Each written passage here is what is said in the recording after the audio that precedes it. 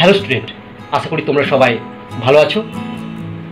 আজ আমরা class 12-এর semester 3 এর সমসম্ভব চলক ও তার বিভাজন অর্থাৎ random variable and its distribution অধ্যায়টি শুরু করব। আমি আবার সেই আগের মতোই বলবো, অধ্যায়টি শুরুর আগে তোমরা তোমাদের যে বই আছে সে বই থেকে থিওরি পার্টটি ভালোভাবে পড়ে নেবে, অথবা আমার যে কনসেপচুয়াল ভিডিও আছে সেই ভিডিওটিও তোমরা দেখতে পারো, যার লিঙ্ক এই ভিডিওর ডেসক্রিপশন বক্সে দিয়ে দিয়েছি। আরেকটি কথা তোমাদের বলবো, এই অধ্যায়টি খুবই সহজ। পরীক্ষায় সাধারণত প্রত্যেকটি ছাত্রছাত্রী এই অধ্যায়টি থেকে অঙ্কগুলি সহজেই করতে পারে। আর বলবো, অঙ্ক টোকার থেকে বোঝার চেষ্টা বেশি করো, তাহলে তোমরা সহজেই পরীক্ষার হলে অঙ্কগুলো করতে পারবে। আরেকটি কথা আমি বলবো, যদি তোমরা আমার ভিডিওতে করানো অঙ্কগুলো বুঝতে পারো তাহলে আমার চ্যানেলটি সাবস্ক্রাইব, লাইক এবং শেয়ার করো, যাতে আমি এই ধরনের আরও ভিডিও করতে উৎসাহিত বোধ করি। চলো আমরা অধ্যায়টি শুরু করি। সমসম্ভব চলক ও তার বিভাজন অর্থাৎ random variable and its distribution অধ্যায়টির প্রথম যে এমসিকিউটি আছে সেটি হলো, একটি যথেচ্ছ চলকের সম্ভাবনা অপেক্ষক সর্বদা greater than equal to 1, greater than 1, ধনাত্মক হবে, ঋণাত্মক হবে না। এই চারটে বিকল্পের মধ্যে কোনটি হবে? এই প্রশ্নের উত্তর করার পূর্বে আমরা একটি নোট পড়ে নেব। দেখো, নোটটি হলো, পরিসংখ্যা অপেক্ষক বা সম্ভাবনা অপেক্ষক এফএক্স দ্বারা এক্সের পক্ষে স্মল এক্স মান গ্রহণ করার সম্ভাবনা প্রকাশিত হয়। সুতরাং এফএক্স অপেক্ষকের নিম্নলিখিত দুইটি সত্য সিদ্ধ হওয়া বাঞ্ছনীয়। অর্থাৎ এফএক্স একটি সম্ভাবনা অপেক্ষক বা পরিসংখ্যা অপেক্ষক হতে গেলে দুটো সত্য সিদ্ধ হতে হবে। সেই দুটো সত্য কী কী?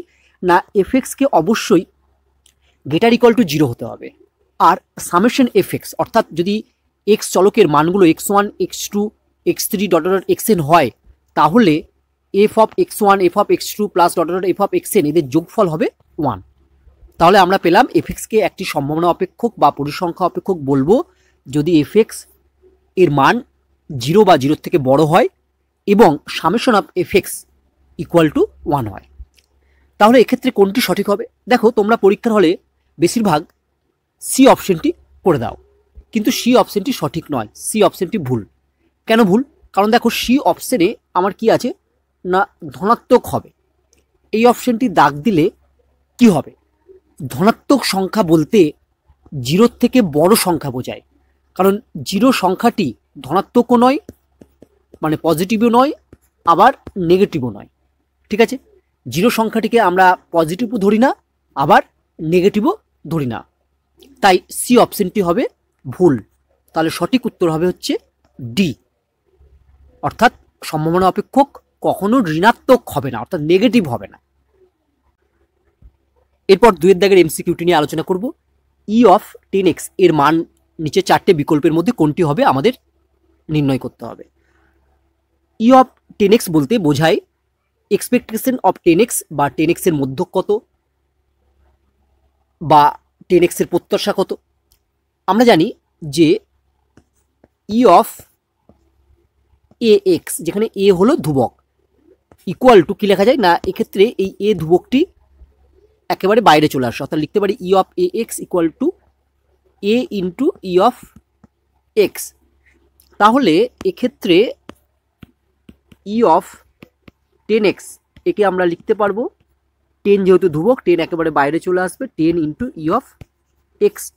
তাহলে দেখো আমাদের সঠিক উত্তর হবে বি। এরপর 3 দাগের প্রশ্নটি হলো, ভার অফ 4x এর মান কত হবে? ভার অফ 4x বলতে বোঝায় ভ্যারিয়েন্স অফ 4x। আমরা জানি ভার of A x equal to, যেহেতু এখানে এ হচ্ছে ধ্রুবক বা কনস্ট্যান্ট, তাই ভ্যারিয়েন্সের ক্ষেত্রে বা সংক্ষেপে যেটা আমরা ভার লিখি, তার ক্ষেত্রে যদি এ একটি ধ্রুবক থাকে সেই ধ্রুবকটি বাইরে যখন বেরোয় সেটা স্কোয়ার হয়ে যায়, তাহলে এ স্কোয়ার অফ var x হবে। তাহলে দেখো এক্ষেত্রে কি আছে না var অফ 4x, তাহলে 4 যদি বাইরে বেরোয় তাহলে হবে 4 স্কোয়ার var x, 4 স্কোয়ার মানে হচ্ছে 16 var x। তাহলে দেখো আমাদের সঠিক উত্তর হবে এ। এরপর 4 দাগের প্রশ্নটি হলো var x এর মান কত হবে। দেখো আমরা জানি যে var x ইকুয়াল টু হয় ই অফ এক্স স্কোয়ার, অর্থাৎ expectation of x square minus E of x এর পুরোটার হোল স্কোয়ার। তোমরা দেখবে আমার যে কনসেপচুয়াল ভিডিও আছে এই অধ্যায়টি নিয়ে, সেখানে এই var x equal to E of x square minus E of x তার হোল স্কোয়ার এর প্রমাণটি করে দেওয়া আছে, সেটা তোমরা দেখতে পারো। তোমরা এই অধ্যায়টির সম্পর্কে ধারণা পরিষ্কার করতে হলে তোমরা আমার কনসেপচুয়াল ভিডিওটি অবশ্যই দেখো। তাহলে এক্ষেত্রে দেখো উত্তর হবে আমার বি। এরপর 5 দাগের প্রশ্নটি হলো যদি এক্স যথেচ্ছ চলকের সম্ভাবনা বিভাজন fx হয় এবং এক্স চলক কেবল দুটি মান x1 ও x2 গ্রহণ করতে পারে, তবে f of x1 plus f of x2 এর মান কত হবে আমাদের নির্ণয় করতে হবে।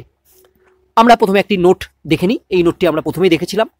দেখো এক্ষেত্রে fx যদি পরিসংখ্যা অপেক্ষক বা সম্ভাবনা বিভাজন অপেক্ষক হতে হয় তাহলে fxকে অবশ্যই 0 বা 0 থেকে বড় হতে হবে এবং সামেশন অফ fx এর মান 1 হতে হবে। যেহেতু এখানে দেখো x এর দুটো মান, একটা x1 একটা x2, তাহলে অবশ্যই f of x1 plus f of x2 এদের যোগফলটা আমার কি হতে হবে 1 হতে হবে। কারণ দেখো আমরা যে থিওরি পড়লাম সেখানেও দেখো সামেশন অফ fx অর্থাৎ x এর মানগুলো বসিয়ে তাদের যোগফল হচ্ছে 1 হতে হবে। তাহলে এখানে অ্যান্সার হবে আমার ডি। এরপর 6 দাগের প্রশ্নটি হলো var of x plus B এর মান কত হবে। এই অধ্যায়টি সম্পর্কে তোমরা যদি ধারণা স্বচ্ছভাবে নিতে চাও তাহলে এই অধ্যায়টি নিয়ে আমার যে কনসেপচুয়াল ভিডিও আছে সেগুলো তোমরা দেখতে পারো, যার লিঙ্ক এই ভিডিওর ডেসক্রিপশন বক্সে দেওয়া আছে। চলো আমরা var of x plus B এর মান নির্ণয় করে ফেলি। আমরা জানি যে var অফ এ হলো এখানে হচ্ছে ধ্রুবক বা কনস্ট্যান্ট, এর মান কত হবে না কোনো কনস্ট্যান্ট পদের ভ্যারিয়েন্স এর মান হয় সর্বদা 0, অর্থাৎ var অফ এ এর মান হবে 0। তাহলে বলো তো var অফ বি এর মানও কত হবে। বি যেহেতু কনস্ট্যান্ট বা ধ্রুবক তাই var অফ বি এর মানও হবে 0, অর্থাৎ যে কোনো ধ্রুবক পদের ভ্যারিয়েন্স বা var এর মান হবে 0। আমরা ভ্যারিয়েন্সকে সংক্ষেপে var বলে থাকি।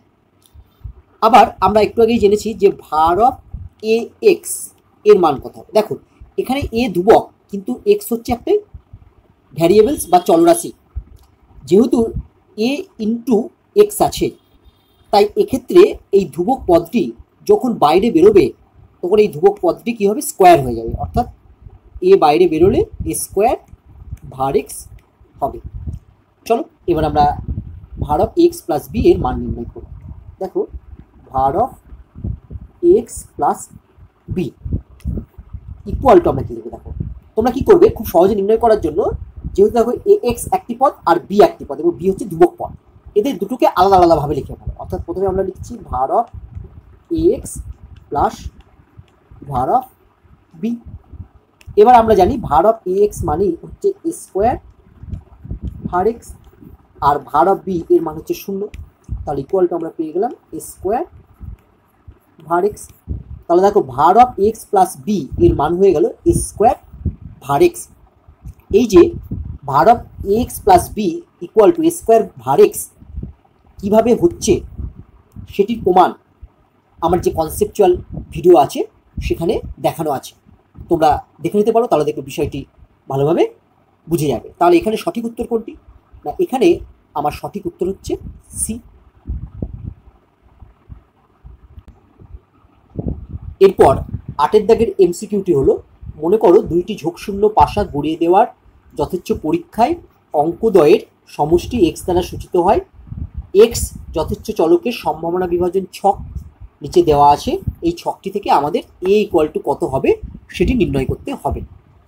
দেখো আমরা প্রথমেই যে নোটটি পড়েছিলাম যে এফ এক্স যদি একটি পরিসংখ্যা অপেক্ষক বা সম্ভাবনা অপেক্ষক হয় তাহলে F x greater equal to 0 হতে হবে এবং summation F x equal to 1 হতে হবে। অর্থাৎ এক্স চলকের মান যদি x1 x2 dot dot xn হয় তাহলে F of x1 plus F of x2 plus dot dot F of xn equal to 1 হতে হবে। তাহলে দেখো এখানে কি বলেছে না, এখানে এক্স এর মান দেওয়া আছে, আবার এফ এক্সেরও মান দেওয়া আছে। তাহলে আমরা বলতে পারবো এখানে যে summation F x equal to কত হবে না 1, অর্থাৎ সমস্ত এফ এক্সের যে মানগুলো দেওয়া আছে তাদের যোগফল হবে 1। তাহলে পরের লাইনে আমরা ইমপ্লাইজ, দেখো এই মানগুলো সব যোগফল আকারে লিখি, তাহলে কি হবে না A plus 2a plus 3a plus 4a plus 5a plus 6a plus 5a plus 4a plus 3a plus 2a plus a equal to 1। এবার যদি এগুলো সব যোগ করি তাহলে দেখবে এদের যোগফল হচ্ছে গিয়ে তোমার হচ্ছে 36a equal to 1। This implies a equal two কত হবে, a ইকুয়াল টু হবে 1/36। তাহলে দেখো আমার সঠিক উত্তর হলো সি, 1/36।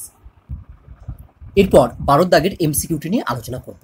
এমসিকিউটি হলো কে এর মান কত হলে F x equal to K x, যেখানে এক্স এর মান হচ্ছে 1 2 3 ডট ডট এন দ্বারা এক্স যথেচ্ছ চলকের সম্ভাবনা বিভাজন প্রকাশিত হবে। অর্থাৎ এফ এক্স একটি সম্ভাবনা বিভাজন হলে আমাদের কে এর মান নির্ণয় করতে হবে। আমরা জানি এফ এক্স যদি একটি সম্ভাবনা বিভাজন হয় তাহলে summation F x equal to 1 হবে। This implies summation F x এর মান হচ্ছে কত না কে এক্স, তাহলে summation K x equal to 1। This implies, এবার দেখো এক্স এর মানগুলো বলেছে 1 থেকে n পর্যন্ত, তাই তুমি এইখানে লিখতেই পারো যে এক্স ইকুয়াল টু হচ্ছে 1 থেকে n সামেশন এর এখানে, তাহলে এখানেও তুমি লিখতে পারো এক্স ইকুয়াল টু হচ্ছে 1 থেকে n। এবার এই এক্সের জায়গায় আমি 1 2 3 4 ডট ডট n অবধি বসাবো, দিয়ে বসে যেগুলো পাবো সেগুলো যোগফল আকারে লিখবো, কারণ সামেশন মানেই মানগুলো বসাবার পর তাদের যোগফল প্রকাশ করে। তাহলে যদি আমি এখানে এক্স এর মান প্রথমে 1 বসাই তাহলে আমরা পাবো হচ্ছে কে ইন্টু 1, তারপরে প্লাস এবার এক্স এর মান যদি এখানে 2 বসাই তাহলে আমরা পাবো হচ্ছে কে ইন্টু 2, প্লাস এখানে এবার এক্স এর মান 3 বসালে আমরা পাবো K into 3, plus dot dot dot মানে 4 5 6 7 বসে যাচ্ছি। আর সবার শেষে আমরা যদি এক্স এর মান n বসাই তাহলে আমরা লিখব plus K into n equal to 1। This implies, দেখো এই লেফট হ্যান্ড সাইড থেকে আমরা যদি কে কমন নিই তাহলে ভেতরে থাকবে হচ্ছে 1 plus 2 plus 3 plus dot dot dot dot plus n equal to 1।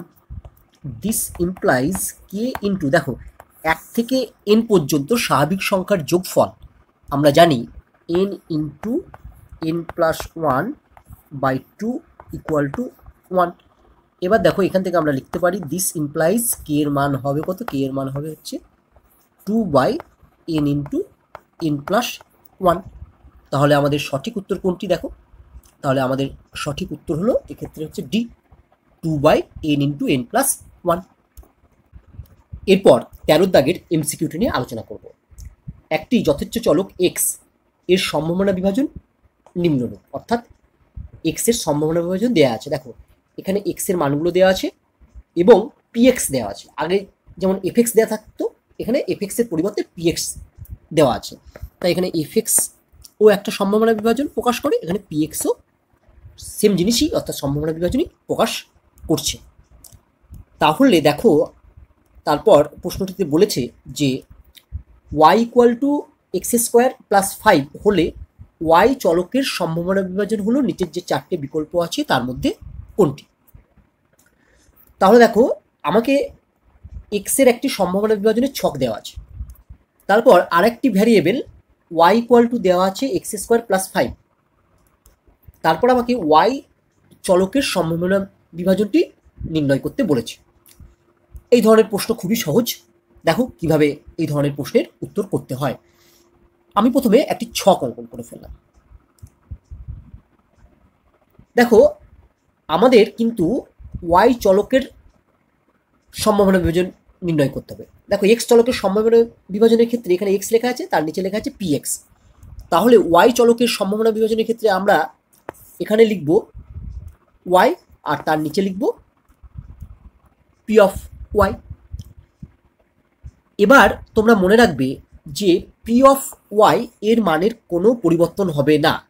P of Y এর মান কোনগুলো হবে না, পি অফ এক্স এর মান যা ছিল সেগুলোই হচ্ছে পি অফ ওয়াই এর জায়গায় বসে পড়বে।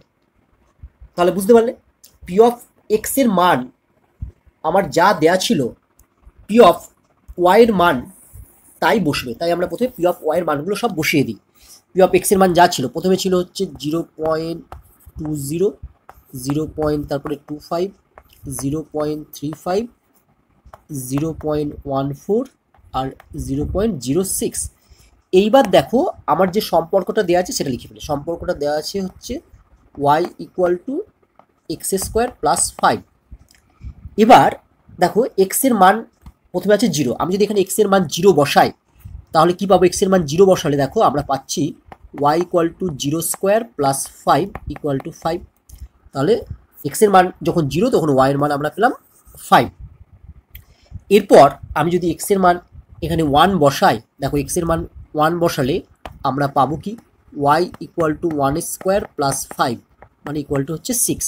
তাহলে আমরা এখানে ওয়াই এর মান পেয়ে গেলাম 6। তারপরে হচ্ছে এক্স এর মান 2 যদি এখানে বসাই তাহলে কত পাবো? দেখো 2 স্কোয়ার মানে 4, তার সাথে 5 যোগ করলে হচ্ছে 9, তাহলে এটা 9 পাবো।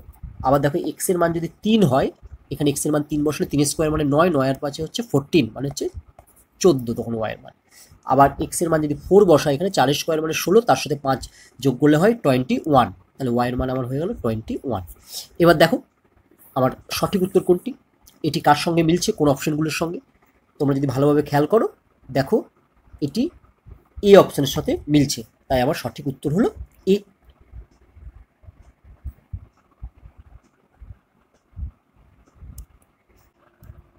এরপর 18 দাগের এমসিকিউটি নিয়ে আলোচনা করব।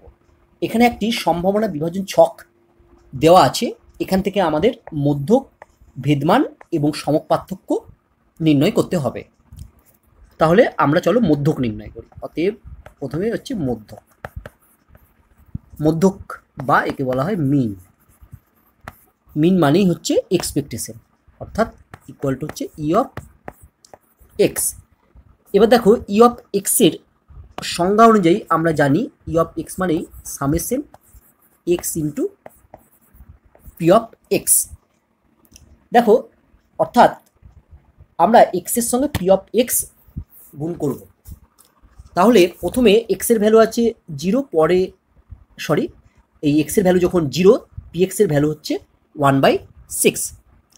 তাহলে আমরা নেক্সট লাইনে লিখছি equal to 0 into 1/6 plus summation মানে প্লাস।